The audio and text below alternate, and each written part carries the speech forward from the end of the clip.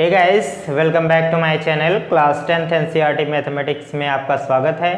और आज हम बात करेंगे एक्सरसाइज 3.1 के सॉल्यूशंस की। इससे पहले वाली वीडियो में हमने 3.1 के इंट्रोडक्शन को कंप्लीट किया है, जिसे आप जाकर इसी हमारे चैनल के प्लेलिस्ट में या फिर वीडियो में जाकर देख सकते हैं हमारे चैनल पर। और आज हम 3.1 के सॉल्यूशन को करेंगे, जिसे हम ग्राफीय विधि से सॉल्व करेंगे। और एक ज़रूरी इन्फॉर्मेशन ये है कि हम क्वेश्चन को बुक से रीड करेंगे, ठीक है। और आप क्वेश्चन को भी सुन सकते हैं या फिर स्क्रीन पर हम क्वेश्चन दे देंगे, उसे आप वहाँ से भी डाउनलोड कर सकते हैं, देख सकते हैं, ठीक है। तो यहाँ पर ये क्वेश्चन हम फर्स्ट करेंगे आज, क्वेश्चन नंबर 3.1 का पहला क्वेश्चन, और इसे हम ग्राफीय विधि से हल भी करेंगे, ठीक है। तो चलिए शुरू करते हैं। क्वेश्चन हमारे बुक में दिया गया है, कह रहा है कि आफताब अपनी पुत्री से कहता है 7 वर्ष पूर्व मैं तुमसे 7 गुनी आयु का था, अब से 3 वर्ष बाद मैं तुमसे केवल 3 गुनी आयु का रह जाऊंगा। कह रहा है क्या यह मनोरंजक है? इस स्थिति को बीजगणितीय एवं ग्राफीय रूपों में व्यक्त कीजिए। हमें सॉल्व नहीं करना है, बस व्यक्त करना है, ठीक है, ग्राफ के द्वारा दिखाना है।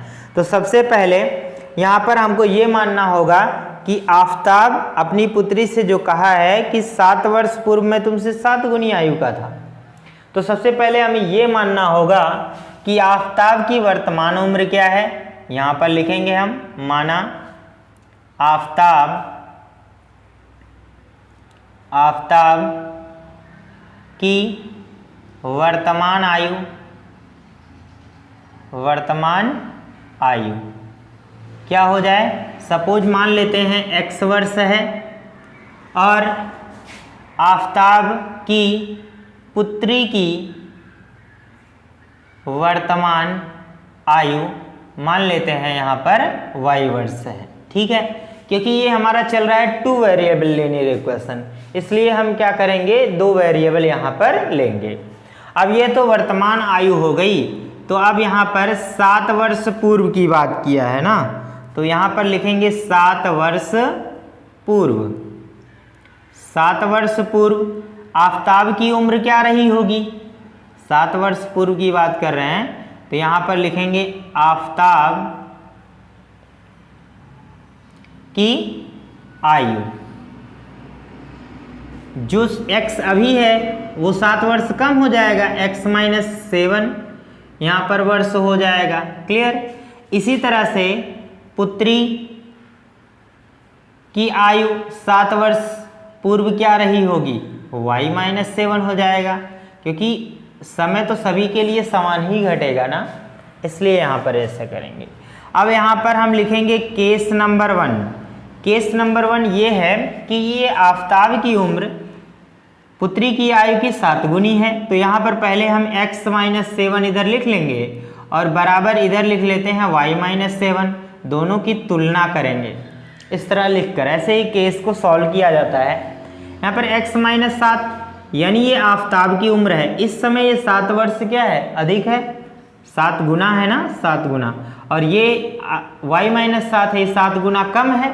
तो हम गुणा, जैसे बीच में हमने बराबर का जो निशान लगाया है, इसे बराबर करने के लिए हम 7 का गुणा यहाँ नहीं करेंगे, इसमें करेंगे, क्योंकि ये पहले से ही 7 गुना बड़ा है।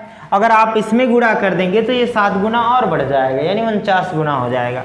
इसलिए हम इधर भी 7 का गुणा कर दें तो ये दोनों आपस में इक्वेशन में बराबर हो जाएंगे। अब इसे एक इक्वेशन बना लेते हैं 2 वेरिएबल लीनियर इक्वेशन का। ये हमारा होगा x - 7 और इसमें मल्टीप्लाई कर दें तो ये हमारा हो जाएगा 7y, और इसके बाद इसमें गुणा होगा 7 सते 49 हो जाएगा। अब यहाँ पर क्या करते हैं, xy इधर लिख लेते हैं, x - 7y, इसको इधर ट्रांसफ़र करेंगे और ये इधर जाएगा तो पॉजिटिव हो जाएगा, तो -49 + 7 -42 हो जाएगा। ये हमारा फर्स्ट इक्वेशन बन जाएगा। ये तो पहले केस की बात है, जब 7 वर्ष पहले की बात की गई। अब हम यहीं पर लिखेंगे, उसके बाद कह रहा है 3 वर्ष बाद में तुमसे केवल 3 गुनी आयु का रह जाऊंगा। तो यहाँ पर अब बात करेंगे 3 वर्ष बाद की। 3 वर्ष बाद क्या हो जाएगा, ठीक है। तो 3 वर्ष बाद इसकी उम्र में क्या अंतर आएगा, पहले अभी x है वर्तमान में, तो 3 वर्ष बाद क्या हो जाएगा, यहाँ पर लिखेंगे 3 वर्ष बाद आफताब की आयु बराबर क्या हो जाएगा, x + 3 हो जाएगा वर्ष। इसी तरह से पुत्री की भी आयु 3 वर्ष बाद क्या हो जाएगा, इसमें भी 3+ हो जाएगा क्योंकि उसका y था ना, 3 वर्ष हो गया अधिक। अब इसमें दोनों में तुलना करेंगे कि 3 वर्ष बाद ये 3 गुनी आयु के रह जाएंगे, ठीक है। कौन, इसके पिता। तो यहाँ पर केस नंबर 2 को जब सॉल्व करेंगे तो केस नंबर 2 कहता है कि x + 3 जो है ये 3 गुना है, तो गुणा इसमें नहीं होगा, आपको पता है, तो 3 का गुणा इसमें कर देंगे y + 3 में, जिससे हमारा इक्वेशन क्या हो जाए, इक्वल हो जाए। अब इसे मैं सॉल्व करूं तो x + 3 = 3y और प्लस क्या हो जाएगा 3। इसको सॉल्व करें हम तो ये बन जाएगा, सॉरी ये 3 3 का 9 हो जाएगा। अब इसको इधर ट्रांसफ़र कर लें तो x - 3y बराबर, ये 3 उधर जाएगा तो 9 में से घट जाएगा तो यहाँ पर हो जाएगा 6। ये हमारा इक्वेशन नंबर मान लेते हैं 2। तो इस तरह से हमने 2 इक्वेशन तैयार कर लिए हैं, ये पहला ये दूसरा। अब समीकरण 1 और 2 से हम क्या करेंगे, एक ग्राफ की रचना करेंगे। तो सबसे पहले यहाँ पर एक इस तरह से एक चार्ट बनाएंगे समीकरण 1 की सहायता से। समीकरण 1 की सहायता से एक चार्ट बनाएंगे और ये चार्ट में हम x और y की वैल्यू फाइंड करेंगे, जैसा कि हमने इंट्रोडक्शन में आपको समझाया है। तो जिन लोगों ने नहीं देखा वो वीडियो, प्लीज़ जाकर उस वीडियो को देखें, जिससे आपको ये और अच्छे से क्लियर हो जाए। अब यहाँ सुनो, ये क्या होगा, हम यहाँ समीकरण 1 से अगर देखो x की वैल्यू जितना भी लेंगे y उसी पर डिपेंड करेगा, या y की वैल्यू हम ले सकते हैं। यहाँ पर देखो अगर y की वैल्यू हमें फाइंड करनी है या फिर x की वैल्यू फाइंड करनी है तो इसे उधर भेज दिया जाएगा, तो ये उधर जाएगा, तो हम इसको नहीं अभी ले सकते, चाहे तो इसको भी ले सकते हैं जिससे इजी हो जाए। ये उधर जाएगा तो x बराबर हो जाएगा -42, है ना। यहाँ पर ऐसा लिख लेंगे, थोड़ा सा और बड़ा कर लें इसे, ऐसा बना लें। अब इधर देखो ये y अगर है और x बराबर तब क्या आएगा, अगर y की वैल्यू मैं कंसीडर करूँगा तो ये उधर भेज दें, ये -42 और ये प्लस माइनस इधर जाएगा तो +7y हो जाएगा, ठीक है। देखो अगर y की वैल्यू अपने मन से मानेंगे तो x की वैल्यू आएगी, अगर x की वैल्यू हम मानेंगे तो y की वैल्यू निकलेगी, उसी पर डिपेंड करेगा।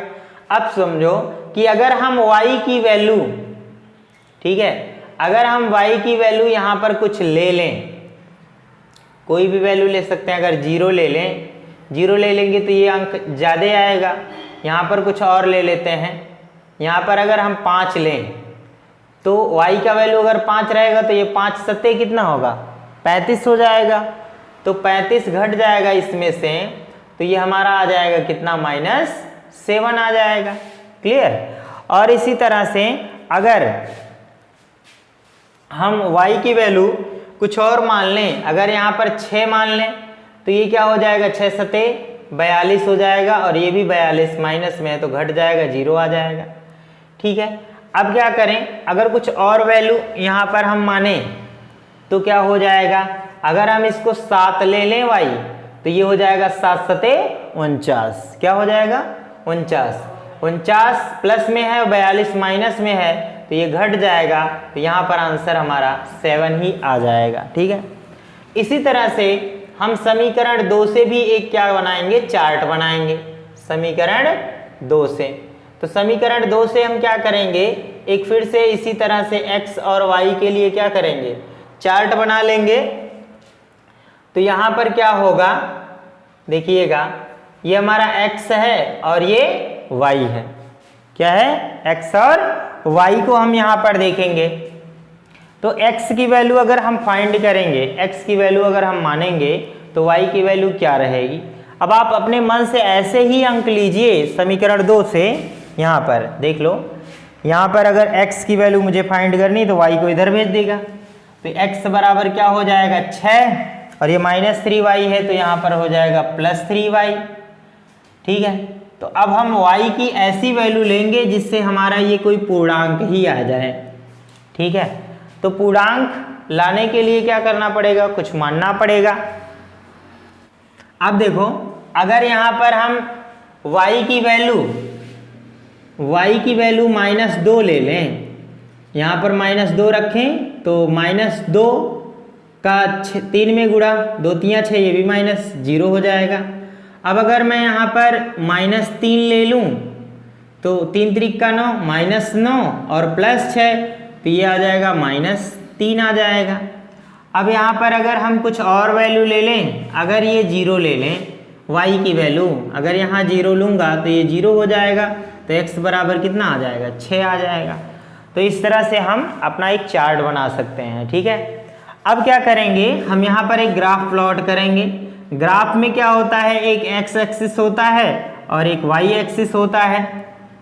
ठीक है, x एक्सिस के लिए यहाँ पर इस साइड में x का प्लस साइड होता है और x का ये माइनस साइड, और ये y पॉजिटिव साइड होता है और इधर माइनस साइड होता है।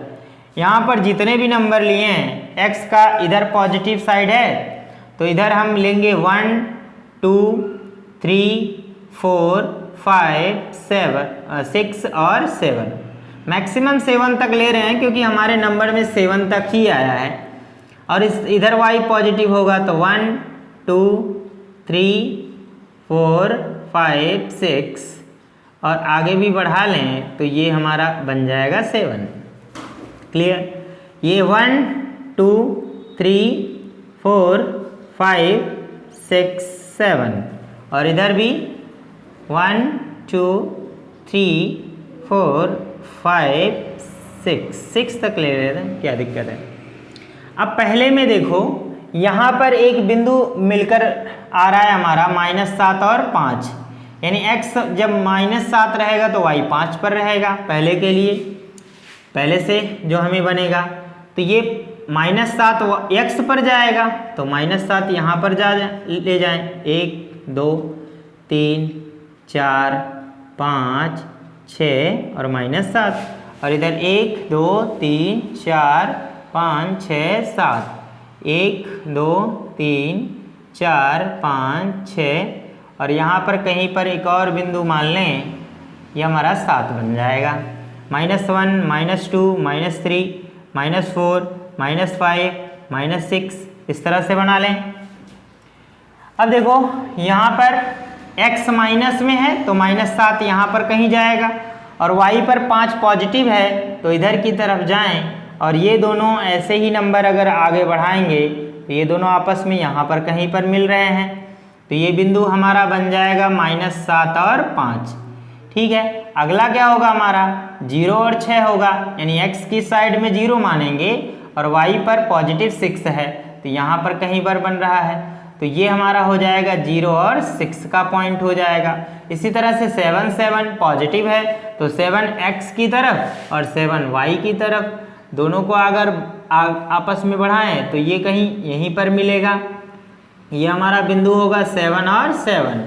ठीक है, तो इन तीनों बिंदुओं को हम अगर आपस में मिलाएंगे तो इस तरह से एक सरल रेखा में मिलेंगे। ठीक है, ये थोड़ा सा टेढ़ा हो गया है तो कोई दिक्कत नहीं है, मतलब आप पटरी से खींचेंगे इसके वजह से तो सीधा ही जाएगा।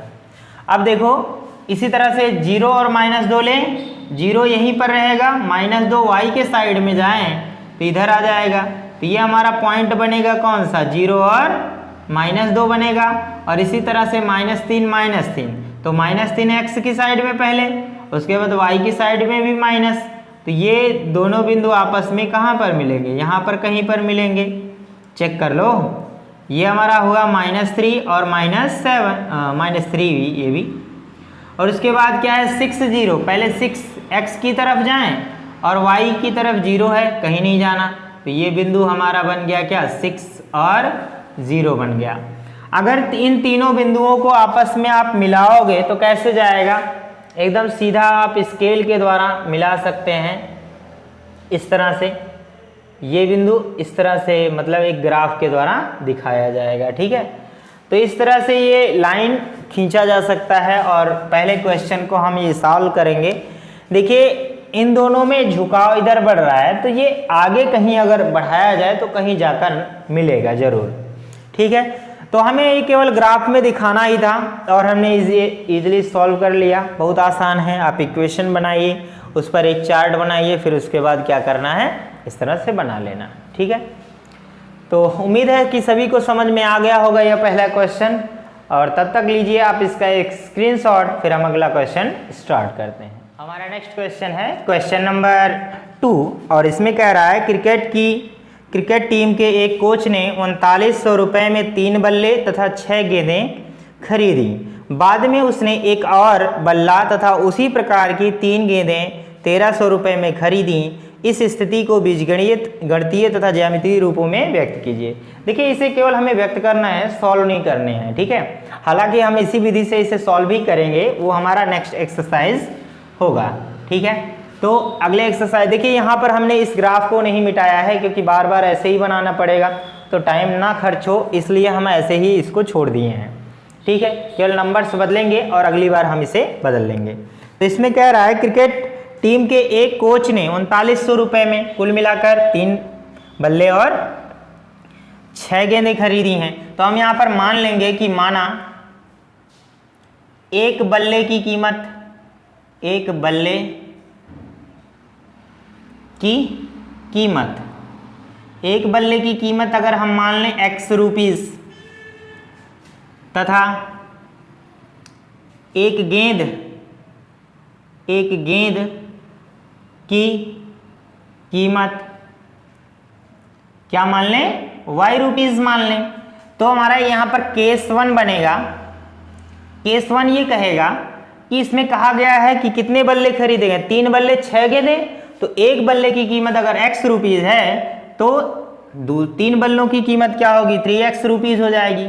और इसी में हम 7 गेंदों, 7 नहीं 6 गेंदें हैं, 6 गेंदों का मूल्य ये सब मल्टीप्लाई करके ऐड करें तो ये सब कुल मिलाकर 3900 रुपीस के बराबर है। ठीक है, अब सुनो, यहाँ पर इसे हम मानेंगे रिलेशन नंबर 1 और इसी तरह से केस नंबर 2 भी देखेंगे सॉल्व करने के लिए। केस नंबर 2 में एक ही बल्ला है, तो एक बल्ले की कीमत तो x रुपीस है ही, और साथ में 3 गेंदें खरीदी गई हैं तो 3y हो जाएगा, और ये बराबर हमारा हो जाएगा 1300 रुपये। और इस तरह से हम बना लेंगे। ठीक है, ये हमारा इक्वेशन नंबर क्या हो जाएगा, सेकंड हो जाएगा। तो देखिए इसे कैसे सॉल्व करेंगे, बिल्कुल इजीली सॉल्व होगा जैसे हमने पहले भी किया है। तो सबसे पहले इसमें हम समीकरण 1 की सहायता से देखेंगे। यहाँ पर लिखेंगे समीकरण 1 से, समीकरण 1 में हम यहाँ पर एक चार्ट बनाएंगे ऐसे समीकरण 1 के लिए। तो इसमें आपको पता है कि फर्स्ट ऑफ ऑल हमारा क्या होता है x की वैल्यू और यहाँ पे y। अगर x में जैसे मानूंगा या y मानूंगा तो उसी पर y वाला या x वाला डिपेंड करेगा। कैसे, देखो फर्स्ट वाले में हम क्या करेंगे, अगर x की वैल्यू फाइंड करना चाह रहे हैं, ठीक है, या फिर y की वैल्यू ही ले लो जैसे पहले किए थे। अब अगर मैं x निकालना चाहता हूँ तो पहले इसे मुझे उधर करना पड़ेगा, तो ये मेरा बन जाएगा क्या 3900 रुपीस माइनस ये 6y उधर जाएगा तो यहाँ पर 6y हो जाएगा। यहाँ पर इसको ऐसे ही कर लेंगे, ठीक है, और अपॉन में क्या होगा, ये 3 उधर भेज देंगे ऐसे। अब सुनो, हमें क्या करना है, हमें x की या y, जैसे y की वैल्यू फाइंड करनी। अगर x बराबर मैंने लिखा है तो y का मानूंगा पहले, है ना। तो देखो कैसे, सबसे पहले क्या करते हैं, अगर हम यहाँ पर कुछ मान लें, यहाँ पर कुछ भी मान लें, जैसे यहाँ पर आप 4 छक 24 हो जाए, 7 छक 42 ज़्यादा हो जाएगा, तो यहाँ पर कुछ और कम ही मानते हैं 5 छक। यहाँ पर अगर मैं y की वैल्यू 5 मान लूँ, ठीक है, यहाँ पर कुछ और मान लेते हैं,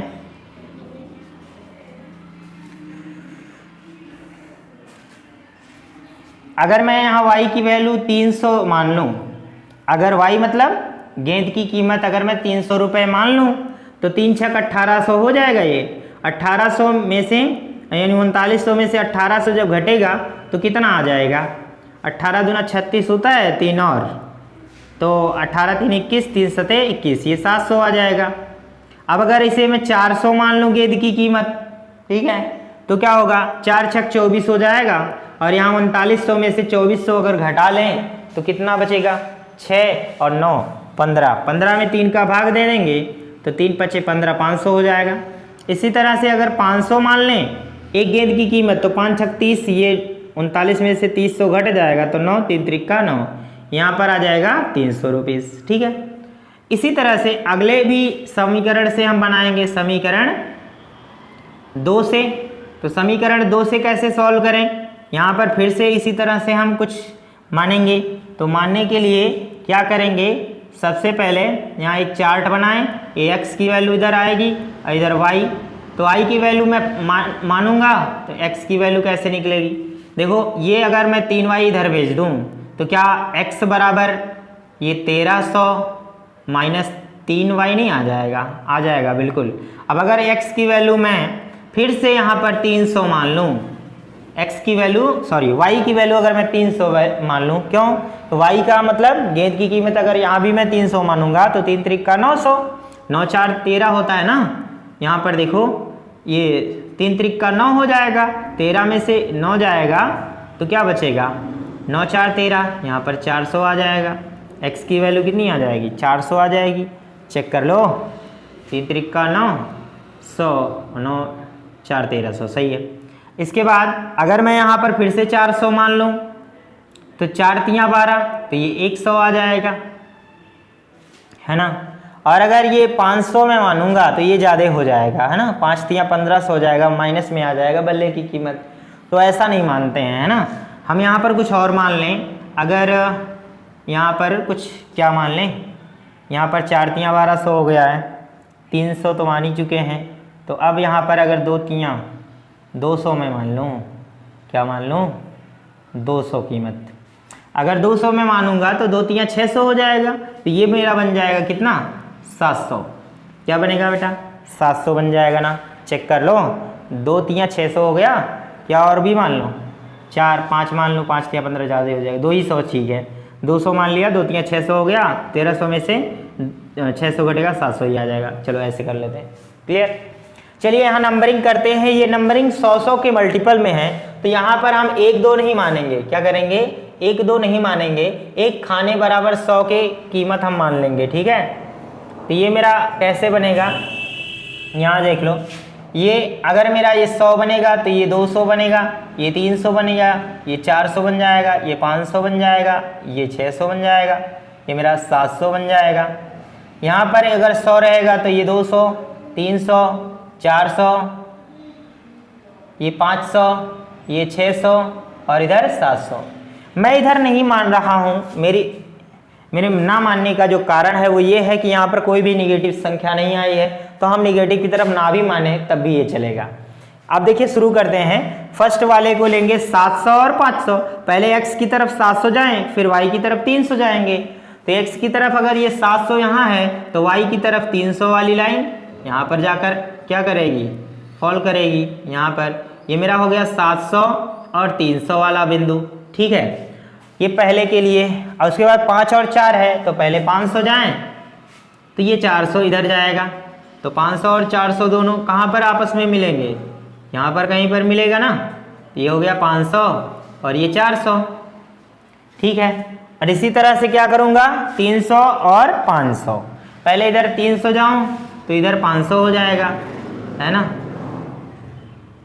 ये यहाँ पर कहीं पर फॉल करेगा, ठीक है। यहाँ पर ये आपका बना 300 और 500 का, ठीक है। अब अगर इन तीनों बिंदुओं को मिलाएं तो ये इस तरह से एक सीधी रेखा में मिलेंगी, क्योंकि ये सरल रेखा ही है। अब क्या करें, इसमें आ जाएं, पहले 400 फिर 300, तो अगर इधर 400 जाएंगे तो यहाँ 300 कहीं पर जा रहा है, ये 400 और ये 300, तो 400 और 300 वाली लाइन कहाँ पर मिलेगी, यहाँ पर, ठीक है। अब इसके बाद क्या करें, और इसके बाद ये 400 x की तरफ और y 300 हो गया, और ये 100 x की तरफ, तो 400 इधर जाएगा, 100 यहाँ पर है, 400 यहाँ पर जाएगा, यहाँ पर कहीं पर ये बिंदु मिलेगा। अब इसके बाद चेक कर लो, उसके बाद क्या है, ये मेरा, ये अगर 200 है तो ये 700 है, तो 200, तो 700 यहाँ जाएं और 200 इधर जा रहा है, तो यहाँ पर कहीं पर मिलेगा। ठीक है, तो ये हमारा कौन कौन सा बिंदु होगा, ये 400 और कितना 300 का है, और अगर ये 100 का है x की तरफ, देख लो 100 है, ये 400 है, तो 400 हो गया ये बिंदु, और यहाँ पर क्या बनेगा 700 और ये 200। ठीक है, अब इन तीनों बिंदुओं को आपस में अगर मिलाएं तो इस तरह से बनेगा, ये थोड़ा सा और नीचे रहेगा,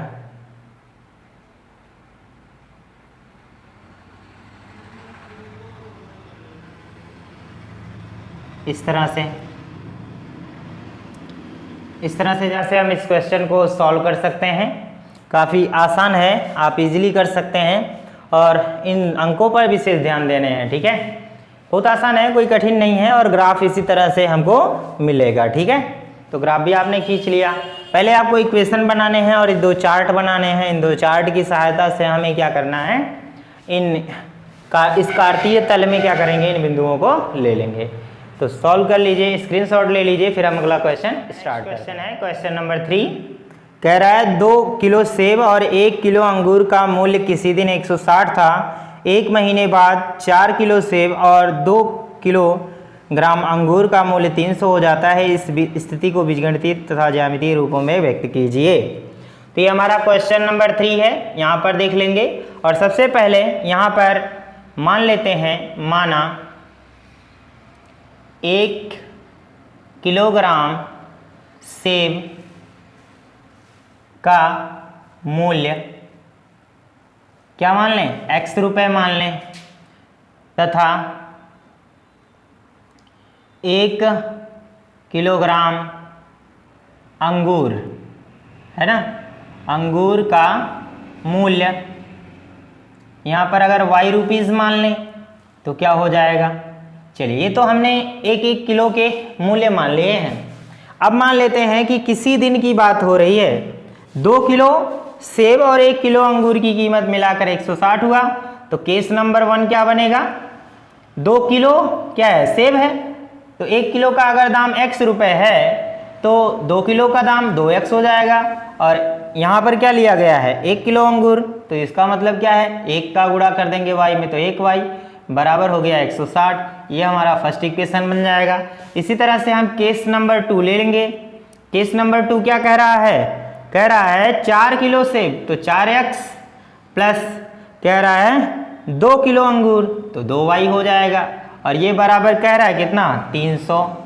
तो ये हमारा यहाँ पर इक्वेशन मान लें या फिर ना माने, अब अगली बार ले ले, 2 कॉमन ले लेते हैं, तो 2 दूना 4, 2x प्लस 2 1 2y, और बराबर इधर क्या बनेगा हमारा, 2 ऐसे ही रहने दीजिए, इधर 300 हो गया, इधर इससे काट दीजिए, ये हमारा 150 आ जाएगा।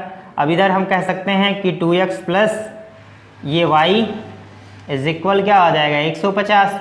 ये हमारा रिलेशन नंबर 2 बनेगा। ठीक है, तो आप क्वेश्चन स्क्रीन पर देख सकते हैं, कोई दिक्कत नहीं है, मैं बुक से रीड कर रहा हूँ। ठीक है, तो कोई दिक्कत नहीं, प्रॉब्लम नहीं है भाई। क्या है ना, लिखने में टाइम लगता है, ठीक है, वो टाइम वेस्ट करना है। आपके पास भी बुक होगी, नहीं है तो स्क्रीन पर दिख रहा होगा, आप वहाँ से पढ़ लीजिए, कोई दिक्कत नहीं। चलिए, अब यहाँ पर क्या करते हैं, समीकरण 1 की सहायता से एक चार्ट बनाते हैं। कैसे बनाएंगे चार्ट, एक बार चार्ट नहीं बनाने के लिए कह रहे हैं, चार्ट बनाने के लिए कह रहे हैं, है ना, नहीं मुंह में पानी आ जाए आप लोगों के। तो अब देखो, यहाँ पर अब की बार मैं दूसरे तरीके से इसे सॉल्व करने की कोशिश करूँगा। यहाँ पर देखो, अगर मुझे x की वैल्यू चाहिए, x की वैल्यू मानूंगा, y का निकालूंगा, तो y को यहीं रहने दीजिए, 2x उधर भेज दीजिए, तो y बराबर क्या, ऐसा नहीं आ जाएगा, 160 माइनस 2x आ जाएगा। और यहाँ x की वैल्यू मैं मानूंगा अपने मन से, है ना, हर बार इससे पहले y की वैल्यू मानते थे ना, अब की बार x की वैल्यू मानते हैं। तो अगर हम यहाँ पर क्या कर लें, अगर x की वैल्यू मैं 40 मान लूँ तो ये 40 दूना क्या हो जाएगा, 40 दूना 80, 160 में से 180 जाएगा तो 80 ही बचेगा। अगर मैं यहाँ पर 50 मान लूँ तो 50 दूना 100, तो ये आ जाएगा मेरा 60। और अगर इसे मैं 60 मान लूँ तो 60 दूना हो जाएगा 120, तो 160 में से 120 जाएगा, कितना बचेगा, ये 40 आ जाएगा। सॉरी, ये 400 लिख दिया, 40। क्लियर। अब देखो इसके बाद इसी तरह से समीकरण 2 से भी एक चार्ट ऐसे ही बनाएंगे। अब की बार इस तरह से चेक करो। इसके बाद हमें तो x की वैल्यू यहाँ माननी है और इसमें 3 बिंदु मिलेंगे हमें। y कितना आ जाएगा, अगर 2x इधर भेजूंगा तो 150 माइनस कितना हो जाएगा, 2x होगा। फिर से वही काम करते हैं, अगर यहाँ पर मैं इधर 40 मान लूँ तो 40 दूना 80, तो ये आ जाएगा 70। और अगर यहाँ पर 50 मानूँ तो 50 दूना 100, ये आ जाएगा मेरा 50। देखो 50 दूना 100 होगा तो 150 में से 100 घट जाएगा तो 85 तो आएगा यार। 60, 60 दूना 120, तो इधर कितना आ गया, 30। 60 दूना 120, तो 150 में से 30 के 30, ऐसे आ गया। अब चलो यहाँ पर क्या करते हैं, ग्राफ ड्रॉ करते हैं। तो ग्राफ बनाने के लिए क्या करेंगे, यहाँ पर 1 2 लेंगे, नहीं, इधर पॉजिटिव इधर निगेटिव, इधर x पॉजिटिव है और इधर x क्या हो जाएगा, निगेटिव। देखो यहाँ पर अगर हम देखें इन्हें तो 10-10 का अंतराल है, 10 20 30 40 ऐसे। तो एक खाने में हम क्या करेंगे, 1 2 नहीं करेंगे, नहीं तो 80 नंबर तक लिखने पड़ेंगे। इसलिए क्या करें, अगर हम यहाँ पर एक खाने को 10 मान लें तो अगला खाना 20 हो जाएगा, अगला खाना 30 हो जाएगा, फिर 40 आएगा, फिर क्या आ जाएगा, 50 आएगा, 60 आएगा, फिर देखो इसके बाद क्या कर लें, यहाँ पर 70 आ जाएगा, ऐसे 80 भी आएगा। x वाली दिशा में यहाँ पर मैक्सिमम मैंने 60 लिया है तो 60 तक काम चल जाएगा। यहाँ पर अगर ये 10, ये 20, ये 30 और ये 40 और ये 50 और ये मेरा 60 हो गया, उसके बाद 70 हो जाएगा और ये 80 आ जाएगा, और मैक्सिमम नंबर यहाँ पर 80 तक ही है तो यहीं तक रहने देते हैं। अब आप पूछोगे सर इधर भी लिख दीजिए -10 -20 -30, ऐसा लिख सकते हैं, कोई दिक्कत नहीं। पर क्या है, इसमें हमारे पास कोई भी ऐसा नंबर नहीं है जो निगेटिव है, ठीक है। तो निगेटिव की तरह मैं लिखूं या ना लिखूं कोई प्रॉब्लम नहीं है, चाहे तो आप लिख दें, कोई फर्क ही नहीं पड़ेगा, उधर जाना ही नहीं पड़ेगा। चलो यहाँ पर x की तरफ 40 जाऊंगा तो y की तरफ 60 जाना पड़ेगा। तो x की तरफ फर्स्ट टाइम 40 गया और y कहाँ पर पहुंचा, 80।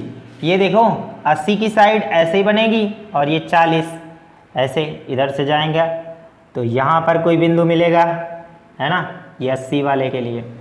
अब देखो अगला 50 है 60, तो 50 इधर आ जाए और 60 यहाँ पर कहीं, तो ये 60 50 60 की लाइन यहाँ पर, ये मेरा हो गया क्या 40 और 80 का, और इधर क्या 50 और 60 का बनेगा, और ये 60 40 का 60 इधर आ गया, तो 40 यहाँ पर जैसे जैसे एक बढ़ेगा तो एक एक घट रहा है, तो यहाँ पर आ गया, ये मेरा आ गया 60 और 40 के लिए। क्लियर। यहाँ पर मैं इन तीनों बिंदुओं को मिला दूँ तो मुझे एक सीधी रेखा मिल जाएगी इस तरह से। यहाँ पर भी देखो अगर ये 40 है तो ये 70 है, ये 40 तो यहाँ पे 70, तो 40 70 कहाँ पर पहुँचेगा, यहाँ पर कहीं पे, यहाँ पर, ठीक है। और यहाँ पर देखो 50 और 50, तो 50 ये तो 50 ये, यहाँ पर कहीं पे, यहाँ पे। अब देखो यहाँ पर बिंदु दिखा लेंगे 50, ये 40 माने, तो ये 40 70 की बिंदु है, 40 70, ये 50 और 50 के लिए है, ठीक है। और इसके बाद 60 और 30 के लिए, 60 यहाँ पर है 30 यहाँ पर है, तो 60 इधर जाएगा 30 यहाँ पे, ऐसे इस तरह से आ जाएगा 60 और 30। तो ये तीनों बिंदु अगर आप मिला देंगे इस तरह से, तो ये सीधी लाइन में अगर ऐसे मिलाएंगे आप तो ऐसे सीधी लाइन जाएगी। अब यहाँ पर देख रहे हैं कि ये दोनों लाइनें एक दूसरे के क्या हैं, समांतर हैं। तो इस तरह से हम इस क्वेश्चन को सॉल्व कर सकते हैं। बेटा देखो आपको कन्फ्यूजन क्रिएट हो सकता है कि किसी गाइड में या फिर किसी ऐसे सॉल्यूशन में जहाँ पर आप मोबाइल वगैरह पे कहीं पर अगर आपने गाइड डाउनलोड किया है तो निश्चित रूप से आपको क्या होगा, सेकंड वाले क्वेश्चन का सॉल्यूशन अलग मिलेगा। रीज़न एक है कि वहाँ पर जहाँ पर 3y हमने लिखा था वो आपको 2y लिखेगा, तब जाकर आपको वो सोल्यूशन मैच करेगा कि एक ही रेखा पर होंगे, पर ऐसा नहीं है। जो क्वेश्चन दिया है उसके अकॉर्डिंग जो भी मैंने सोल्यूशन दिया है वो 100% 110% सही है। आप उसे कहीं पर भी डिस्कस कर सकते हैं, कोई प्रॉब्लम नहीं है। यदि आपको कोई फिर भी डाउट रहे तो कमेंट सेक्शन में ज़रूर लिखिएगा। तो मिलते हैं अगली वीडियो में, तब तक के लिए गुड बाय।